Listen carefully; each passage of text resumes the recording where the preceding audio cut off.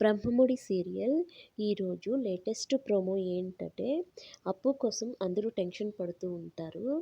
ఇంతలో అనామిక బారి నుంచి అప్పును కళ్యాణ్ కాపాడి తీసుకొస్తాడు.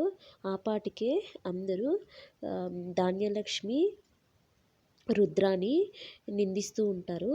ఈ పాటికి కళ్యాణ్ అప్పుని పెళ్లి చేసుకునేసి ఉంటాడు. వాళ్ళిద్దరూ లేచిపోయారు. వీళ్ళిద్దరిలాగానే అప్పు కూడా చేసింది అని చెప్పేసి కావ్య వాళ్ళ అమ్మ వాళ్ళ నాన్నను అవమానిస్తూ నిందిస్తూ నాన్న మాటలు అంటూ ఉంటారు. ఇంతలో కళ్యాణ్ అక్కడికొచ్చి స్టాప్ ఇట్ అని అంటాడు. కళ్యాణ్ అక్కడికొచ్చి నేను అప్పు ఇంతవరకు మేమిద్దరం లేచిపోలేదు దొంగగా పెళ్లి చేసుకోవాలని అనుకుంటే మీకే చెప్పిండే వాళ్ళము, మేము అలా చేయము. అప్పును కిడ్నాప్ చేసింది అనామిక నుంచి నేనే కాపాడి తీసుకొచ్చాను అంటే ధాన్యలక్ష్మి రుద్రాని ఇద్దరు నమ్మకుండా అప్పును నానా మాటలు అంటూ ఉంటారు. ఇంతలో అప్పు వాళ్ళమ్మ మీరు చెప్పింది నిజమే కావచ్చు, కానీ ఎవరు నమ్మరు కదా బాబు. ఇప్పుడు నా బిడ్డను పెళ్ళి ఎవరు చేసుకుంటారు? నా బిడ్డ జీవితం అన్యాయం అయిపోయింది అని చెప్పేసి ఏడుస్తూ ఉంటుంది. ఇంతలో రాజు మండపం పైకి వెళ్ళి తాళి తీసుకొని వచ్చి కళ్యాణ్ నీకు అప్పు అంటే నిజంగా ఇష్టం ఉంటే నువ్వు తాళి కట్టరా, ఎవరేమంటారు నేను చూసుకుంటాను అని చెప్పేసి అంటాడు. కళ్యాణ్ అయితే తాళి కట్టేస్తాడు. అప్పుడు ధాన్యలక్ష్మి నువ్వైతే తాళి అయితే కట్టావు, కానీ నా అంగీకారం లేకుండా అది ఇంట్లో ఎట్లా కోడలిగా కాలు పెడతాదో నేను కూడా చూస్తాను అని చెప్పేసి అంటుంది.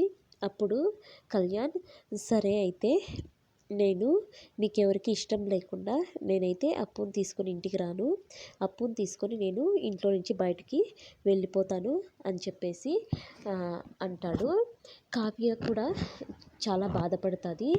కవి గారు నేను మిమ్మల్ని అడిగాను కదా ముందుగానే మీ మనసులో అప్పు ఉంటే చెప్పండి అంటే మీరేం చెప్పలేదు. ఇప్పుడు అందరిలో మీ అమ్మగారు నన్ను దోషిలాగా చేసి మాట్లాడుతున్నారు, నేనే చేశాను ఇదంతా అని చెప్పేసి. మీరు ఒక మాట చెప్పిండొచ్చు కదా, మీరు ఇలా చేస్తారనుకోలేదు. ఇప్పుడు మా అమ్మోళ్ళు చూడండి ఎంత అవమాన పడుతున్నారు, మీ వాళ్ళు నానా మాటలు అంటున్నారు, మీ అమ్మ మీ అత్తయ్య నా చెల్లెలు ఏం తప్పు చేసిందని దాని జీవితంతో ఇలా ఆడుకుంటున్నారు అని చెప్పేసి అని అంటుంది. అందుకోసమే కావ్య ఇలా అనేసరికి రాజు ఈ మాటలన్నీ వింటూ తట్టుకోలేక కళ్యాణ్ నువ్వు నిజంగా ఇష్టపడేటుకుంటే తాళి కట్టమంటే కళ్యాణ్ తాళి కట్టేస్తాడు. తర్వాత ధాన్యలక్ష్మి మాటలకి సరే అమ్మ నేను అప్పుని తీసుకొని ఇంట్లో నుంచి వెళ్ళిపోతాను అని చెప్పేసి అంటే అప్పుడు అందరూ షాక్ అయిపోయి కళ్యాణ్ వైపు చూస్తారు. ఇప్పుడు అందరూ ఏం మాట్లాడుకుంటారా, అప్పును అంగీకరిస్తారో లేదో మనము తెలుస్తుంది. Thank you for watching my videos. Please subscribe and like more videos.